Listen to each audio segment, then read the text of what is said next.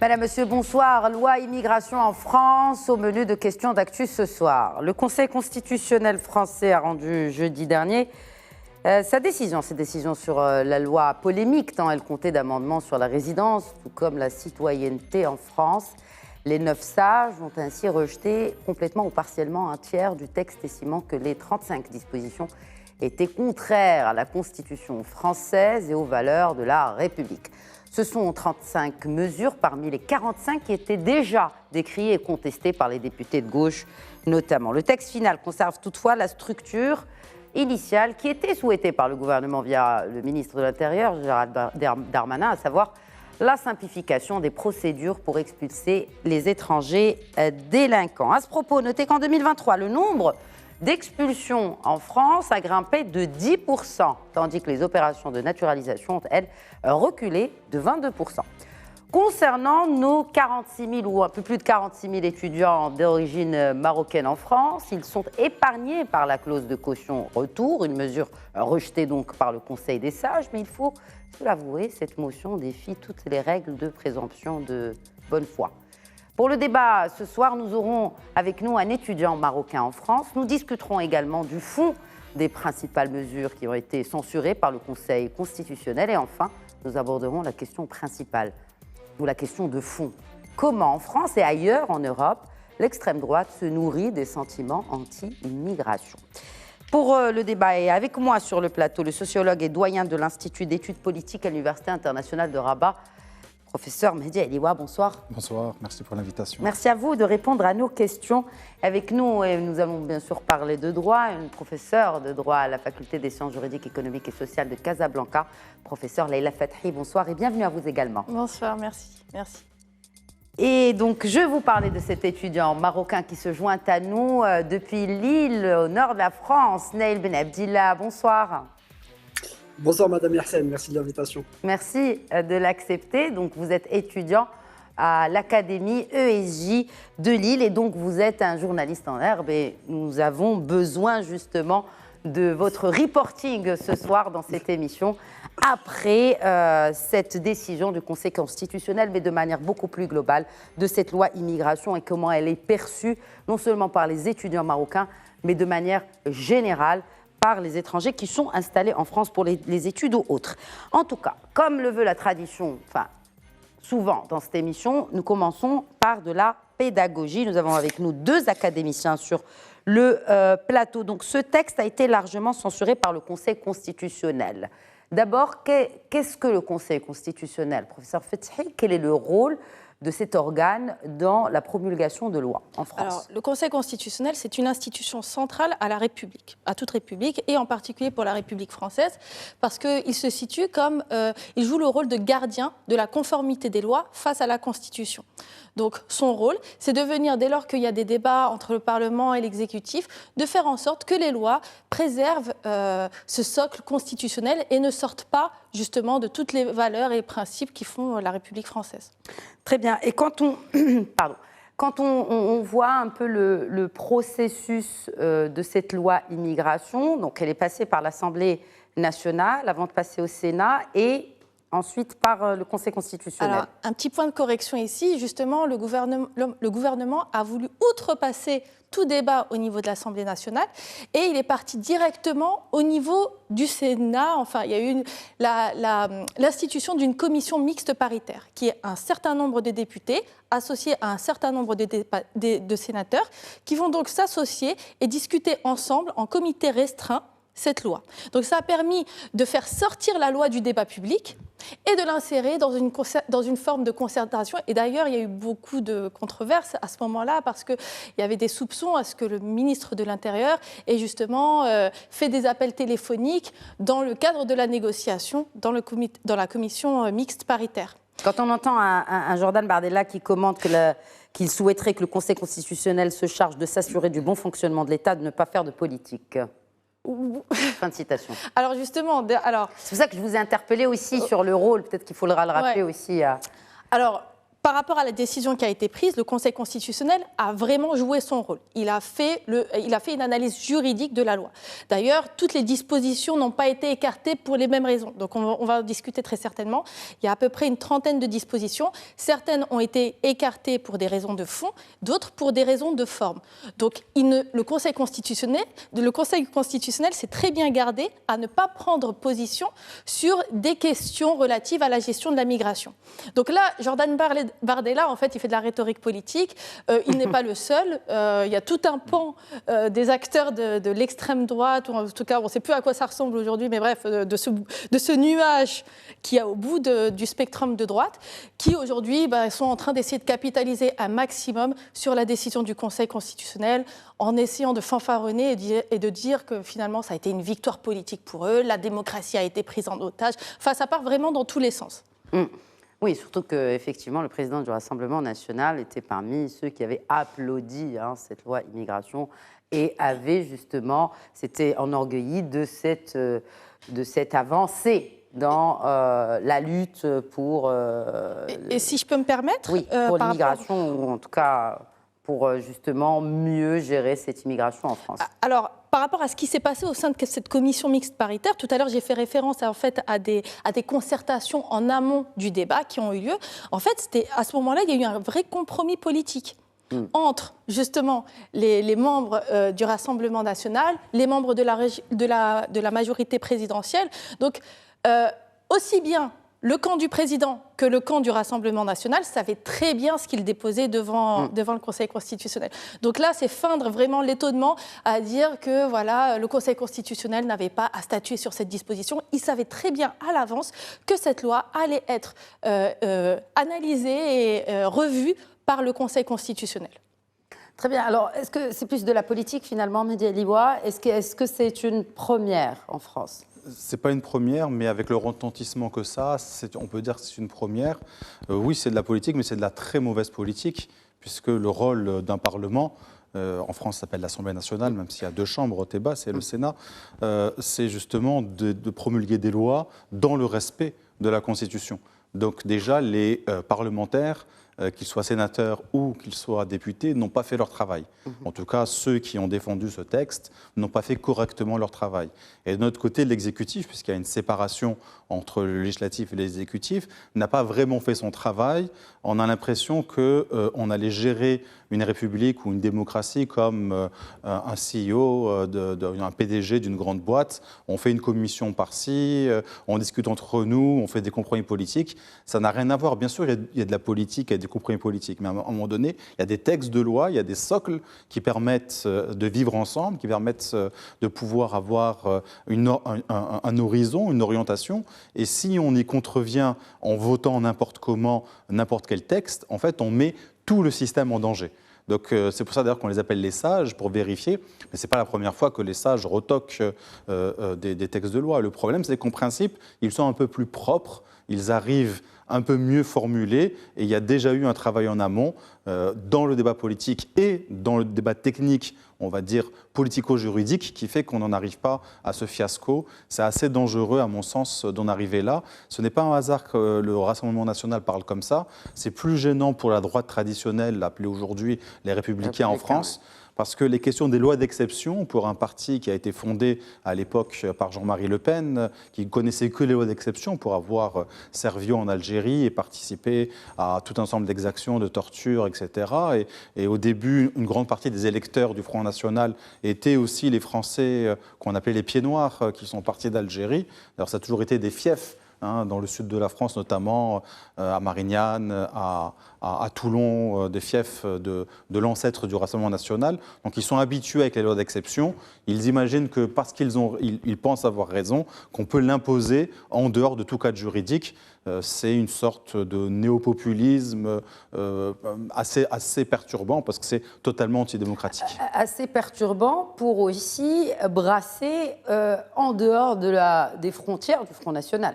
Oui, qui perturbe un peu aussi cette notion de droite centriste qui fait selon leur description de leur propre parti, qui fait l'ADN du parti au pouvoir, donc Renaissance. C'est ça qui est un petit peu gênant avec les Républicains, notamment sous la direction de Ciotti. Et ils sont nombreux à droite. On a entendu Dominique de Villepin, par exemple, qu'on connaît bien au Maroc, qui s'inquiétait de ça et qui parlait d'une dérive des Républicains vers l'extrême droite. Ce qui se passe, c'est qu'on dit en français qui veut abattre son chien dit qu'il a la rage. Et quelque part, on a l'impression que tout le monde savait que ça allait être retoqué.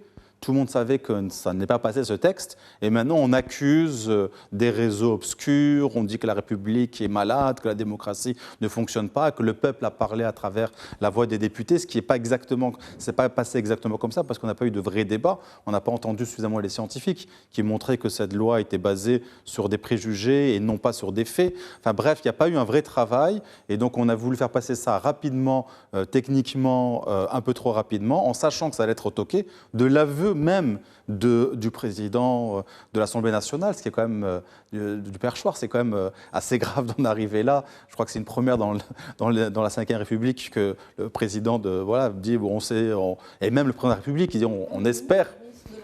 Il avait déclaré en disant on n'est pas des juristes, c'est pas notre travail, les questions de droit seront discutées plus tard. Donc, quand il était en train de présenter cette loi, il était vraiment d'avouer aussi. Est-ce que vous n'avez pas l'impression, peut-être c'est une question qui pourrait vous paraître naïve, mais est-ce que c'est pas demandant beaucoup pour au moins avoir le minimum escompté? Alors ouais, en fait, ce serait un peu du style de faire go big or go home. Alors, on se dit, on va taper fort et puis on va voir ce qu'il en revient et puis après on passera à autre chose. Mais la vraie question, c'est de savoir qui a manipulé qui. Est-ce que c'est la majorité présidentielle qui a manipulé le Rassemblement national ou c'est le Rassemblement national qui a manipulé le président en fait? Et donc là, moi je ne peux pas m'empêcher de voir la crise agricole aussi comme un peu l'éclatement justement de cette mauvaise gestion. Parce qu'actuellement, quand on regarde les déclarations de Jordan Bardella, de Marine Le Pen sur la crise agricole, elle est complètement en train de désavouer le gouvernement, alors qu'elle s'était mise en solidarité sur la migration et sur l'immigration. Donc c'est assez paradoxal. Ils choisissent leurs dossiers où ils vont être solidaires et les dossiers où ils vont être des frères ennemis, en fait.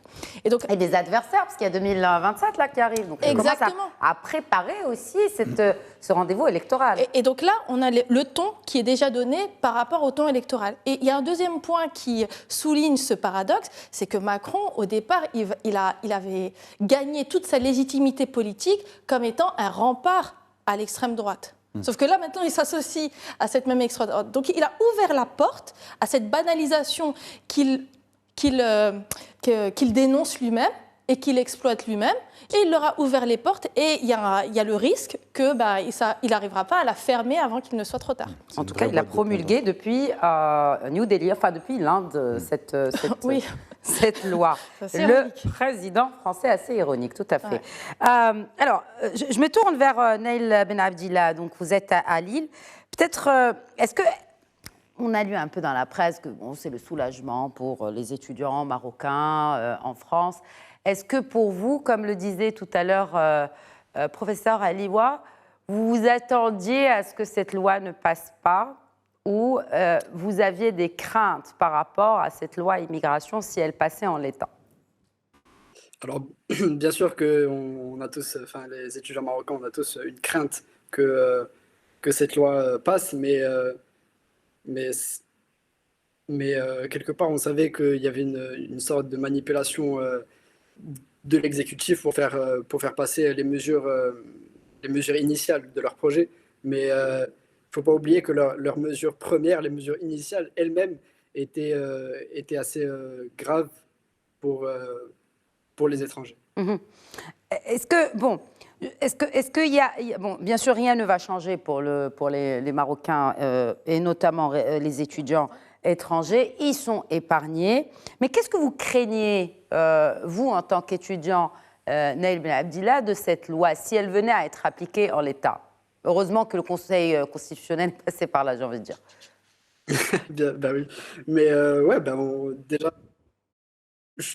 c'est sûr que pour une majorité de Marocains, c'est compliqué de venir faire des études ici, à l'heure actuelle. Mais s'il fallait rajouter une caution comme le voulait ce projet de loi, ben, ça aurait été bien plus difficile. Et, et c'est vraiment, enfin, je trouve ça discriminatoire, en tout cas, envers les étrangers. Alors que les étrangers, rappelons-le, représentent quand même 13% des... pardon, ça c'est les effectifs de l'enseignement supérieur, mais en tout cas pour les Marocains qui sont au nombre de plus de 46 300, ils sont en tête des étudiants étrangers en France. Nous allons revenir aux difficultés, des conditions aussi pour aller étudier dans l'Hexagone, mais avant, qu'est-ce qui reste de cette nouvelle loi? Alors, Professeur Fatih. Il reste un certain nombre de dispositions. Donc, on en avait 80 au départ. 35 ont été écartées. Et de ces dispositions-là, on a des mesures relatives à la régularisation de certains travailleurs, donc notamment les travailleurs dans les métiers en tension. Bon, on peut aller dans les détails. Ça va être le BTP, l'aide à domicile, la restauration. Donc là, on va leur donner la possibilité d'avoir un titre de séjour temporaire, sans avoir à demander à son employeur, mais il faut quand même justifier de au moins 12 mois consécutifs de travail et d'une présence de 3 ans sur le territoire français. Donc initialement, cette mesure, elle visait à faire quoi? Elle visait à régulariser les travailleurs sans papier. Finalement, elle a créé en fait, déjà c'est une expérimentation, parce que c'est un système qui va être mis en place jusqu'en 2026, donc ils vont tester. Ça va être un pilote. Et finalement, ça va rendre leur vie beaucoup plus difficile parce que ça va les mettre... Enfin, vous pouvez en parler, professeur Alioua, mais ça va forcément les mettre dans des situations de paupérisation. On va les appauvrir. On est en train de remettre en cause même leur sentiment de sécurité sur le territoire. À tout moment, ils peuvent être... le titre de séjour peuvent leur être retirés puisque c'est une mesure discrétionnaire émise par le préfet. Par le préfet, oui. Donc, il y a déjà ce point-là. Ensuite, il y a des mesures d'intégration. Alors là, bon, elles existaient déjà avant. Mais là, les réitérer en ce moment, est-ce que véritablement c'était la meilleure chose à faire? Des mesures d'intégration comme le fait de bien parler, écrire le français. C'est ce qui a fait que, justement, le nombre de naturalisation a reculé en 2023. C'est principalement à cause ou pour des causes linguistiques. Exactement. Donc c'est ça ce qu'on appelle pour l'intégration ou il y a d'autres choses? L'intitulé de la loi, c'était le contrôle de l'immigration et aussi l'amélioration de l'intégration. Donc ça, c'est l'intitulé officiel de la loi. Donc effectivement, il y a cette connaissance du français avec un certain niveau en fonction du type de titre qu'on voudrait obtenir. Il y a aussi une obligation de l'employeur à donner des cours de français. Donc jusque-là, on peut se dire que c'est à peu près logique. Mais après, il y a aussi ces mesures de stage républicains dans lesquelles tout étranger devra faire la preuve qu'il admette et qu'il accepte et qu'il intègre les principes d'égalité homme-femme, les principes de liberté d'expression. Enfin, voilà, on peut voir tout un lot de valeurs qui sont dites européennes, à croire qu'elles n'existent pas en dehors des frontières européennes, que là, vraiment, la loi, en fait, est entachée aussi d'un ton un peu universaliste. Ce sont nos valeurs à nous, et vous devez nous prouver que vous les intégrez. Donc c'est dans ce sens-là, en fait, que la loi, elle laisse un goût amer. Parce que, OK, si on peut admettre le niveau minimum de connaissances linguistiques, très bien. Bon, en 2023, vraiment, quelle est la langue la plus utile pour fonctionner et naviguer dans une société? Ça, c'est un point d'interrogation. Mais après, c'est vraiment toujours ce retour à cet universalisme français. Ce sont nos valeurs, parce que ces mesures, ce stage d'intégration n'est pas applicable aux migrants européens, aux étrangers européens. C'est seulement pour les étrangers hors Union européenne. Avec en plus un statu quo sur les Britanniques, parce qu'on ne sait pas. Donc chaque fois, les derniers chiffres, c'est hors Britannique. Ils continuent d'avoir un statut d'exception. Ils continuent malgré le Brexit. Après le Brexit, ils sont suffisamment blonds pour continuer à échapper à ça. On l'avait vu et c'était un rappel. C'était vraiment un rappel, cette guerre en Ukraine, pour nous rappeler en fait le fonctionnement de l'immigration en Europe. C'est clair que les deux poids, deux mesures... C'était flagrant. Il y a 2 ans, on ne savait plus si on devait être choqué par la force de l'attaque des Russes sur les Ukrainiens ou par aussi les passe-droits qui ont été donnés pour accueillir les Ukrainiens par dizaines de milliers alors qu'il y avait des demandeurs d'asile.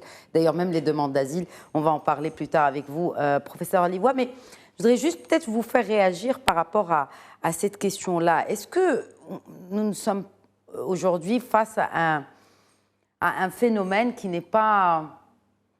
En fait, qui traduit cette nouvelle tendance qu'il y a dans la société française, où c'est juste la politique, où c'est juste la classe politique? Non, c'est bien plus profond et ça ne concerne pas que la France. Sinon, ça serait facile. C'est mondial, on le retrouve partout.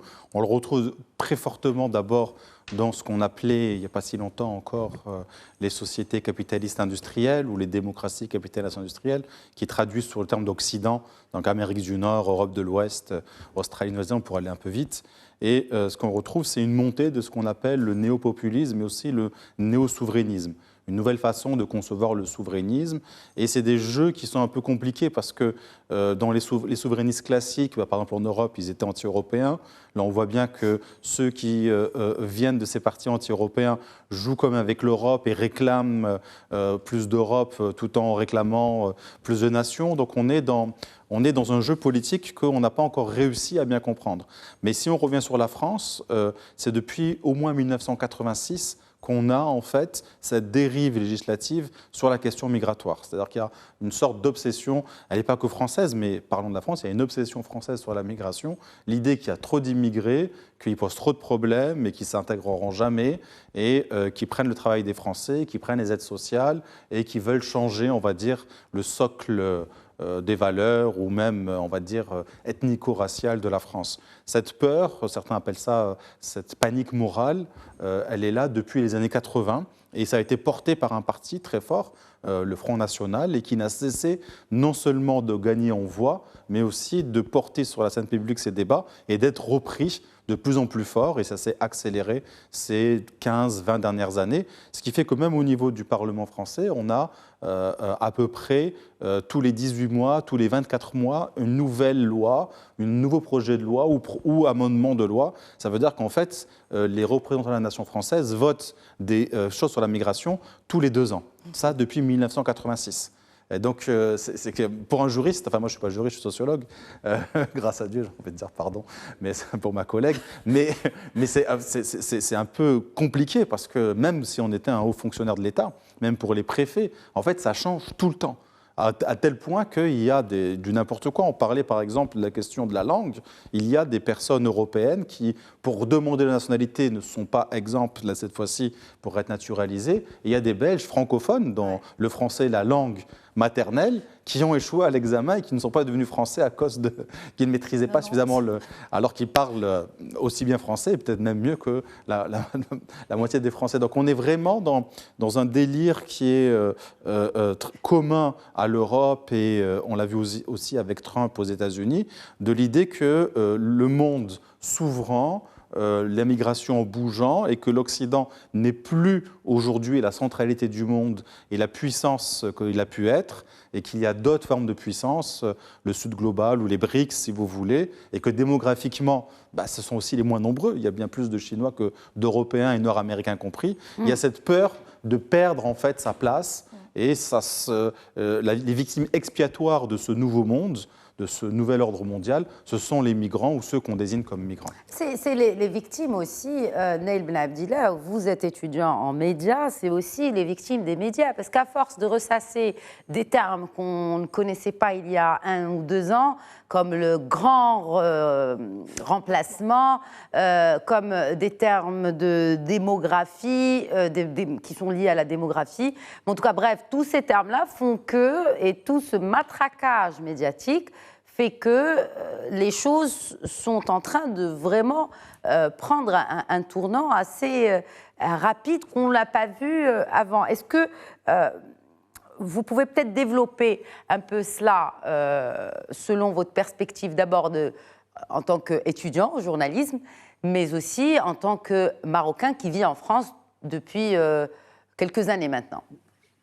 Oui, depuis 2 ans. Alors oui, c'est sûr qu'il y a une montée des extrêmes en France, et c'est dû aux médias, surtout avec la numérisation, l'apparition des réseaux sociaux, etc. Ça fait que il y a un phénomène qui fait qu'on veut, sur les réseaux sociaux, les médias doivent impérativement faire le plus de temps d'écran possible. Et ce qui fait qu'il faut mettre en avant des articles et des contenus qui font choc. Et c'est comme ça que, par la suite, il y a des sujets des deux extrêmes qui apparaissent. Et c'est comme ça qu'il y a une fracture de la société qui se crée. Et ça, c'est dû aussi à cause des médias de Bolloré, par exemple, sur CNews, où c'est même plus, j'ai envie de dire, c'est même plus une chaîne d'information continue, mais juste une chaîne de débat.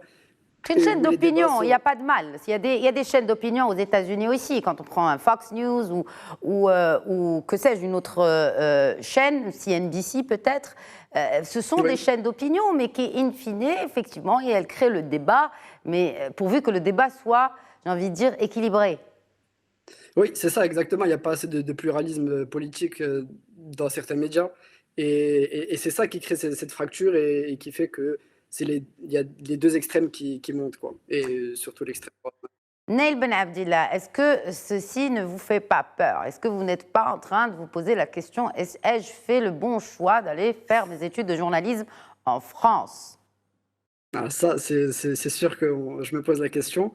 J'ai pas connu 2002, mais j'ai bien peur de connaître pire en 2027. Et bon, j'ai été dans une école française au Maroc, donc le choix logique était de venir faire mes études en France. Mais c'est sûr que maintenant, je me pose des questions sur mon avenir ici. Très bien. Alors que, effectivement, vous avez parlé tout à l'heure de la caution retour. Cette caution retour, juste pour qu'on explique peut-être à nos téléspectateurs, parce qu'on est passé rapidement dessus tout à l'heure. Alors, on voulait exiger, en gros, de l'étudiant qui vient faire ses études à coût de dizaines de milliers d'euros, il faut le rappeler, ça coûte beaucoup aux parents, on lui exigeait une caution pour que s'il ne retourne pas au pays, eh bien c'est l'argent qui servira à l'expulser. Comme quand on loue un appartement, si jamais. Oui, mais... Non, mais oui. en fait, c'était complètement ridicule. Bon, la mesure a été écartée pour l'instant. Pour l'instant. Bon, je ne veux pas créer un sentiment de paranoïa auprès de nos compatriotes marocains à l'étranger et surtout des étudiants, mais il se peut qu'une nouvelle proposition de loi soit réintroduite et qui inclut cette fois cette disposition-là. Mais heureusement, il y a des arguments qui détruisent complètement la légitimité de cette disposition. Donc, par rapport à sa signification, il s'agissait effectivement d'introduire une condition de caution à l'octroi des visas étudiants. Vous l'avez souligné, les études à l'étranger, à la base, ça coûte cher. À peu près, déjà, il faut, dans la loi actuelle, justifier d'un certain montant sur ce compte bancaire, un montant mensuel qui équivaut à peu près à 7 000 € par an. Donc déjà, c'est une somme qui peut être assez conséquente pour un droit que, encore une fois, la République française estime accessible à tous et à toutes. Donc, cette condition de caution, elle n'était pas vraiment justifiée parce qu'en plus, ça a un effet contre-productif par rapport à l'objectif des universités françaises qui sont actuellement dans un plan d'augmentation des effectifs des étudiants étrangers à 500 000 d'ici 2027. Et puis là, finalement, on a l'introduction d'une loi en janvier 2024 pour bien saper cet objectif-là et puis pour leur dire, finalement, on va vous réduire votre objectif à vous parce qu'il y a un intérêt pour les universités françaises d'avoir plus d'étudiants étrangers. Déjà, les étudiants étrangers qui constituent la plus grande partie des migrants qui vont en France, c'est la 100 000 par an. Et titre de séjour délivré. Et donc, mais en plus, même en termes économiques, puisque Macron adore les analyses macroéconomiques sur la société, c'est vraiment une manne financière considérable. C'est une migration qui rapporte beaucoup. On a par exemple les migrants, les étudiants étrangers apportent environ 5 milliards d'euros. L'État dépense environ 3 milliards sur ces étudiants-là en fonction des aides au logement, etc. Donc il y a quand même une recette de 1,3 milliard d'euros qui rentre dans les caisses de l'État. Ça, c'est pas rien. Et donc tout d'un coup, on va se dire, on n'en a plus besoin. Au moment où on est en train d'augmenter le prix de l'électricité, le prix du gaz, au moment où les agriculteurs sont en train de lâcher leur gadou dans les McDonald's, enfin, c'est assez incohérent. C'est assez incohérent, comme si on regarde de plus près, ou peut-être même si on élargit le spectre sur le déroulé de cette politique un peu de ce gouvernement, on a du mal à suivre, en effet. Alors, qu'est-ce qui a été retenu? On parle de 2 articles censurés sur le fond. Oui. Que signifie cela pour Softec? Heureusement qu'ils ont été censurés sur le fond, puisqu'il s'agissait quand même de mesures assez graves. L'une consistait dans des mesures de quotas, donc on voulait fixer un nombre spécifiques de migrants qui pouvaient être autorisés et à l'issue d'un débat au Parlement. Là, le Conseil constitutionnel a écarté cette disposition. Pourquoi ? En considérant que déjà, ce n'est pas au législateur de définir l'ordre du jour du Parlement. Donc, normalement, ça doit refléter justement un autre type de jeu politique. Et aussi, enfin, on ne peut pas fixer des chiffres sur la migration par avance. Même si le Conseil constitutionnel, dans une décision précédente, et là je ne veux pas endormir vos téléspectateurs, mais en tant que juriste, je trouve ça extrêmement intéressant, ils avaient déjà érigé l'idée de contrôle de la migration irrégulière comme un principe fondamental de la République. Donc il y a déjà une décision précédente qui priorise cette notion de contrôle de l'immigration irrégulière. Mais dans tous les cas, pour le Conseil constitutionnel, les quotas ne sont pas valides. Et puis aussi, il y a une autre mesure qui est assez... Qui est vraiment malsaine, celle de permettre le relevé d'empreintes et de la prise de photos des migrants irréguliers, certes par des policiers, mais sans l'autorisation d'un juge. Et là, on est vraiment on est à contre-courant des principes même de la République, qui est normalement que voilà, on doit avoir quand même des garanties juridictionnelles, elles doivent être attribuées à tous, peu importe son statut. Donc là, le droit à l'image, le droit aux informations biologiques doit quand même pouvoir être sauvegardé, même si vous êtes un migrant irrégulier. Et même si vous êtes mineur. Alors, pour les mineurs... Justement, je parle de cet article 37 qui élargit le champ d'application des obligations de quitter le territoire français à des catégories d'étrangers auparavant protégés, notamment ceux arrivés en France avant 13 ans. Oui, alors, dans ce cas-là, ils ne sont pas mineurs. Donc, ils sont adultes, irréguliers. Ils ont été attrapés sur le territoire en situation d'irrégulière, mais ils étaient déjà présents sur le territoire avant l'âge de 13 ans. Donc, pour les mineurs, ils vont pas faire l'objet ce qu'on appelle une OQTF, c'est-à-dire une obligation de quitter le territoire. Ils vont pouvoir rester sur le territoire, mais à l'âge de 21 ans, si jamais ils ont déjà un dossier qui est constitué avec un trouble à l'ordre public, ils pourront être très rapidement expulsés ou éloignés du territoire. Oui.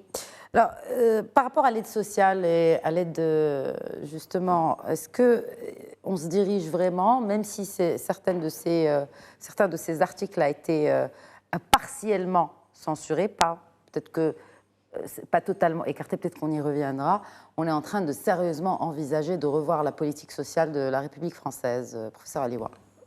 Oui, mais ça touche déjà les citoyens français d'une certaine manière. Donc on a Pourquoi ? déjà... Parce qu'il y a l'idée qu'il y a trop de dépenses et donc le système français de ce qu'on a appelé pendant longtemps l'État-providence ou l'État social, comme on veut l'appeler aujourd'hui, ce n'est pas exactement la même chose, mais on ne va pas rentrer dans les détails, coûte trop cher et qu'il faudrait le voir différemment. Et donc on cherche par tous les moyens, mais bien sûr il y a des résistances et des mouvements sociaux forts pour ne pas y arriver, là aussi dans l'incohérence. Comme dire qu'il faut augmenter les étudiants et mettre des quotas, comme dire qu'il faut faire rayonner la francophonie, et donc du coup il faut des cours en français, mais ceux qui sont francophones, à part les Belges et les Suisses ou les Canadiens, ils ne sont pas très nombreux, les Québécois, on conviendra, la majorité des francophones sont issus des pays anciennement colonisés par la France, dont la France veut justement, à travers ses lois, mettre des mesures spécifiques pour qu'ils viennent moins, qu'ils s'installent moins, ou alors avec des réserves. Donc on est dans une incohérence, c'est pareil pour l'État social, on veut continuer à le maintenir, mais le priver à d'autres, donc il y a un problème bien sûr de discrimination, et donc à partir du moment où on est installé sur le territoire français, on bénéficie des mêmes droits que tout le monde, mais en fait, en vérité, on se rend compte que non, il faut justifier d'un certain nombre de choses. Alors que c'est pareil pour la question des quotas. C'est quand vous disiez pourquoi ça pose problème de dire le nombre de gens qui rentrent. Parce qu'en fait, les personnes migrantes, la démographie en général, même si oublions la démographie, ce sont d'abord des stocks et des entrées et des sorties. Ce n'est pas quelque chose de stable, et ça l'est encore moins lorsqu'on travaille sur des populations en mouvement. Donc on n'a pas un nombre stable. Au moment où je vous parle, il y a des gens qui naissent et des gens qui meurent. Alors on arrive à anticiper, à compter, mais on ne peut pas anticiper si d'un coup, pendant un an, les Français ou les Françaises décident d'épouser des étrangers. Donc on va interdire à des citoyens de tomber amoureux d'étrangers. Alors ne sont pas visés les Européens ni les Britanniques, malgré le Brexit, mais sont visés les Marocains, les Sénégalais ou d'autres nationalités. Donc on ne peut pas empêcher les mariages et l'envie de vivre avec sa famille.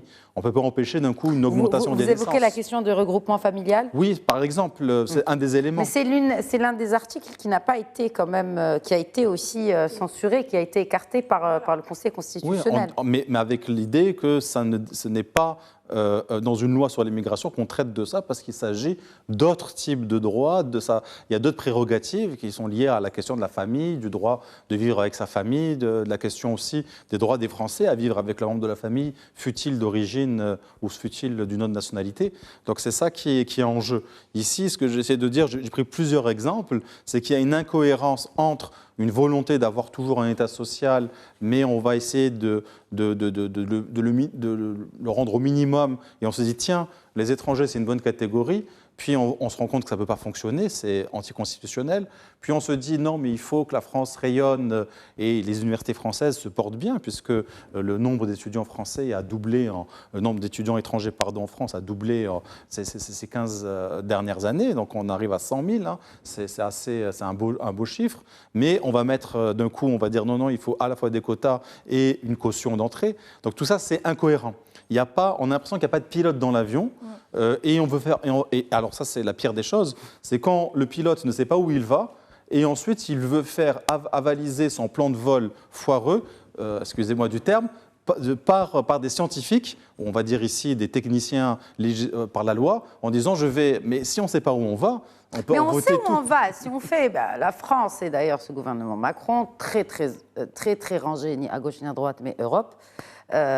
Si je peux me permettre l'analogie, il va un peu aussi dans cette réforme de la politique migratoire européenne. Il ne pourra pas parce que l'Europe est en crise démographique partout. Oui, mais on y est, on est dedans. Il y a des élections aussi européennes là cet été, donc on sent qu'il y a vraiment que les choses bougent très vite. C'est de se demander pourquoi pourquoi le PAC a été pris par le ministre de l'Intérieur, pourquoi autant d'articles sur une loi dont on sait que beaucoup vont être rejetés par le Conseil constitutionnel, mais on est en train de surfer, j'ai envie de dire, sur un swatch, sur une vague européenne, professeur Fethi. Mais c'est justement là où le gouvernement a raté le coche, parce qu'ils auraient pu faire passer une loi qui aurait permis justement d'être en cohérence avec le dernier compromis sur le pacte européen. Sauf que là, avec la loi qu'on a dans les mains, forcément, il va y avoir des amendements qui vont être établis pour pouvoir se réajuster par rapport à ce qui est demandé au niveau du pacte européen. Parce que le pacte européen, quoi, par exemple ? c'est-à-dire, certes, il renforce la sécurisation des frontières. Exact. Donc, on va investir dans des barbelés et des murs. OK, donc pour l'instant, ça colle en concordance avec la loi actuelle, mais il y a aussi un fonds de solidarité. Il y a un système de solidarité entre États. Et donc là, puisque la loi avait voulu introduire un système de quotas, comment est-ce qu'on aurait pu mettre en place ce système de solidarité entre les États qui, normalement, devait compenser la fin du système de Dublin. Donc, c'est vraiment incohérent et forcément, il va y avoir de nouveaux amendements, puisque là, on est dans un compromis de la loi initiale qui a été portée par le gouvernement. Donc, on a déjà des dispositions qui peuvent ensuite revenir dans le cadre d'autres lois. Et le pacte européen est très clair là-dessus. Il y a aussi quand même un principe d'égalité qui doit être établi. Donc, tout le conditionnement des prestations sociales ne sera pas accepté par le pacte européen. Donc là, le gouvernement il a vraiment ouvert la voie pour qu'un débat national complexifie toute possibilité pour l'Union européenne de vouloir harmoniser les lois entre les États. Mais il ne fait pas... Ce qui est intéressant, c'est que la France, encore une fois, ne fait pas exception.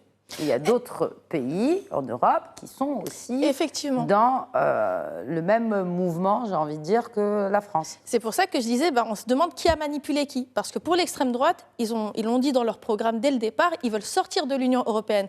Donc pour eux, le fait que ça ne marche pas avec le pacte européen, ça les arrange. Ça ne fera que renforcer l'idée que l'Europe essaie de nous imposer des choses qui ne fonctionnent pas, elle essaie de prendre sur notre souveraineté, etc. Et donc, justement, là, ça aurait été la possibilité pour le gouvernement d'apaiser ces discours. Mais au lieu de ça, il est complètement tombé dans le piège et il s'est pris les pieds dans le plat. Est-ce qu'il y aurait, justement, est-ce que cette réforme de la politique migratoire est aussi annonciatrice de ce qu'on va voir dans le Parlement européen dans 6 mois, professeur Aliwa? Je ne pense pas, mais je peux me tromper. Ce n'est pas facile parce que c'est un électorat qui se mobilise beaucoup moins aux élections européennes parce qu'il est assez cohérent. Donc ils arrivent quand même à faire des beaux scores, mais comme une grande partie d'entre eux sont anti-européens, ils ne vont pas aller voter, enfin les électeurs, aux élections européennes. Donc je ne pense pas que ça va basculer. Moi, ce que je pense, c'est qu'avec le temps, à force, c'est pour ça que je dis qu'on veut tuer son chien, on dit qu'il a la rage, à force d'ouvrir cette boîte de Pandore et de mettre des choses qui ne fonctionnent pas, on donne raison à des mouvements extrémistes qui disent « Regardez, nos institutions sont vieilles et malades, elles ne fonctionnent pas, elles sont contre le peuple, rien ne fonctionne. » Et donc l'Europe va certainement, on a aussi la Cour européenne des droits de l'homme, on a le Conseil de l'Europe, on a différentes instances qui vont retoquer le texte, pas dans ses fondements, mais dans certains aspects.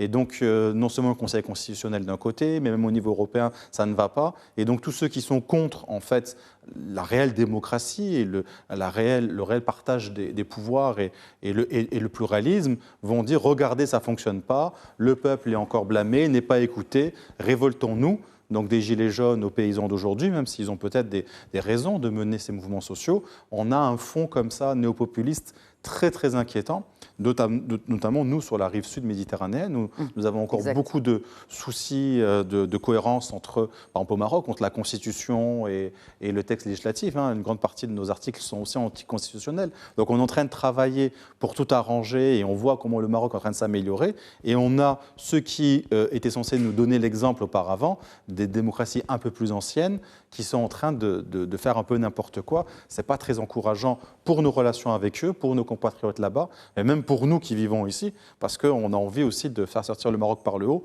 Ça ne sera peut-être pas avec la France tout de suite qu'on va y parvenir dans ces conditions-là. Est-ce que c'est encourageant justement pour vous, Naël Ben Abdillah? Peut-être que je repose ma question sous un autre angle vis-à-vis de cette communauté marocaine avec qui vous devez certainement échanger. Est-ce qu'on est en train de voir un peu la France autrement pour demain? L'avenir peut-être de ces jeunes Marocains en France? Oui, c'est sûr. En tout cas, par rapport à quand j'étais petit, je trouve qu'il y a beaucoup plus de Marocains qui vivent à l'étranger, qui ont cette envie de rentrer au Maroc et de faire leur vie au Maroc. En tout cas, enfin, il y a une montée des tensions en Europe, je trouve, qui nous pousse à rentrer chez nous. Oui. Allez-y. Est-ce que vous pensez que si demain, effectivement, en 2027, il y aurait un ou une candidate d'extrême droite qui venait à remporter l'élection présidentielle, puisque cette année, c'est une année d'élection. Donc, je ne peux m'empêcher de vous poser la question. Est-ce que cela vous fait peur à vous? Oui, non, bien sûr que ça me fait peur. Et cette loi, c'est exactement l'idéologie que l'extrême droite veut mettre au pouvoir. Très bien qu'aujourd'hui, il y a une grosse partie, un tiers du projet de loi qui a été censuré. Et ça a été censuré, pas majoritairement sur le fond, mais surtout parce que c'est hors contexte. Mais ça veut bien dire qu'à un moment, ça arrivera et que s'ils sont au pouvoir, ces mesures pourront être appliquées. Et bien sûr que ça me fait peur en tant qu'étudiant marocain. Ça me donne pas envie de rester ici, quoi. Et en tant que journaliste? Futur journaliste, Inch'Allah. En tant que futur journaliste, bah, aussi, il y a... Enfin, dans les médias français, il y a dans certains médias pas beaucoup de pluralité. Et c'est triste de voir ça. Mais dans les médias aussi, il y a des propriétaires qui sont pas dans une très bonne éthique. Et c'est des choses qu'on ne peut pas faire dans un système qu'on peut pas changer dans un système capitaliste. Donc, on peut rien changer. Mmh. Enfin, si, on compte sur vous quand même pour changer des choses à l'avenir.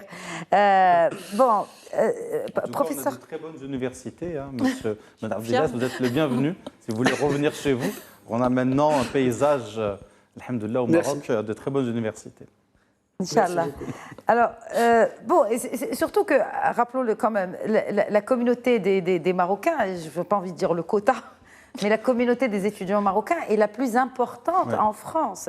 Là, on parle d'étudiants, pas que... Parce que, bien sûr, sur les chiffres, les derniers chiffres là, du nombre de naturalisations, c'est principalement, encore une fois, on ressort les pays du Maghreb, etc. Mais là, rappelons que c'est surtout les étudiants marocains qui sont largement présents sur les bancs des universités françaises. Professeur Fethi, peut-être pour clore le débat, article censuré ou article refusé veut dire article enterré ou on peut le ressortir plus tard? On peut tout à fait les ressortir dans une nouvelle proposition ou un nouveau projet de loi. Mais il n'y a pas de 49.3 sur cela, on est d'accord? Non, pour l'instant, mais bon, ça a été en fait un 49.3 qui s'est déguisé finalement, parce que ça a été la même chose. Au final, on a même eu une forme d'imposition de loi sans pour autant remettre en cause la responsabilité du gouvernement. Donc c'est encore plus vicieux comme système, parce qu'on a vraiment instrumentalisé le Conseil constitutionnel. Et c'est en cela que ça a été très dommageable. Donc effectivement, oui, tout va tenir par rapport à la manière dont le débat qui va suivre et qui va se poursuivre va être mené par les différentes factions politiques. Est-ce que de la même manière que la droite a réussi à s'assembler pour faire passer cette loi, est-ce qu'on n'aurait pas aussi un autre front solidaire qui ne pourrait pas s'assembler justement pour faire un véritable barrage par rapport à ces discours extrêmes? Donc là, ça va être vraiment la question. Et d'ailleurs, il y a un petit point assez ironique. C'était au moment où Laurent Fabius, qui actuellement est le président du Conseil constitutionnel, était à l'époque Premier ministre, avait déjà souligné le fait que l'extrême droite, c'est une fausse réponse à de vraies questions. Donc on reste aujourd'hui par rapport à ce grand point d'interrogation de comment gérer l'immigration. Et qui certes est en fait peut-être... Enfin, en termes quantitatifs, pas vraiment la priorité du gouvernement actuel, parce que vraiment, on parle d'une population assez réduite quand on parle de migrants irréguliers. Mais donc, tout reste à voir sur une vraie politique de gestion de l'immigration irrégulière qui puisse être cohérente, qui puisse en même temps renforcer les principes de la République et pas commencer à leur taper dessus dès lors que ça ne va plus. Est-ce qu'on se retrouve encore dans ces principes de la République, dans ces valeurs républicaines? Non, pas dans cette loi qui est passée, et ça a été dénoncé. Il y a tout un ensemble de choses. La première, c'est la raison. La raison n'a pas été entendue. D'ailleurs, il y a 700 chercheurs du CNRS, qui est le Centre national de la recherche scientifique en France, qui ont fait une tribune pour dire que pratiquement tout ce qui a été annoncé comme chiffre ou comme argument pour faire passer cette loi était fallacieux, était faux. Donc ça pose un souci. Même les scientifiques disent, c'est pas des gauchistes, c'est même des gens mais ils se disent, mais c'est quoi ce délire? Donc la raison n'a pas été entendue. 2, le principe d'égalité. 3, le principe du bon fonctionnement des institutions. La République qui a été mis à mal avec une boîte de Pandore. Voilà, on a instrumentalisé le Conseil constitutionnel, comme l'a brillamment expliqué la professeure Fethi. Et c'est un problème parce que quand on abîme le socle commun, quand on veut toucher à la Constitution, avec des lois d'exception, c'est annonciateur de grands troubles à venir si on ne remet pas de l'ordre tout de suite. Mais on doit remettre déjà de l'ordre dans les affaires qui sont internes. Et c'est pour ça que c'est-à-dire, est-ce que ils ont d'autres chats à fouetter que l'immigration aujourd'hui, quand on voit que ce mouvement des agriculteurs, vous l'avez évoqué tout à l'heure, commence à ressembler de plus en plus au mouvement des Gilets jaunes. Nous ne souhaitons pas, bien sûr, que les choses s'enveniment et s'enflamment davantage, mais quand on parle de siéger Paris, c'est quand même un mouvement qui prend de l'ampleur, et d'autant plus que des deux côtés, c'est un dialogue de sourds. Donc, en gros, 2024 s'annonce assez compliqué pour la France. Effectivement. Et pour les États-Unis aussi. Ah oui, Pardon, excusez-moi, professeur. Effectivement, avec ce qui se passe aujourd'hui, avec les débats, bien sûr, en attendant les élections de novembre prochain. Non, mais je voulais simplement rajouter, parce que vous avez évoqué les Gilets jaunes, et d'ailleurs le ministre de l'Intérieur avait d'ailleurs dit on ne va pas agir de la même manière, parce que là, avec les agriculteurs, c'est beaucoup plus difficile de les calmer que de calmer des Gilets jaunes. Donc le gouvernement actuel doit trouver un compromis sans avoir recours à l'usage de la force. Donc là, ça va être... Pour des questions identitaires, purement identitaires. De terroir, oui, voilà, de vraies questions identitaires. Oui. Sauf qu'on se rend bien compte qu'ils ne peuvent pas fonctionner sans les saisonniers, notamment d'origine marocaine. Oui. Et autres, exactement. Naïl Ben Abdillah, un dernier mot. Je vous laisse le soin de clore ce débat. Bah écoutez, pour moi, c'est une loi qui fait peur, qui montre la montée de cette idéologie de droite.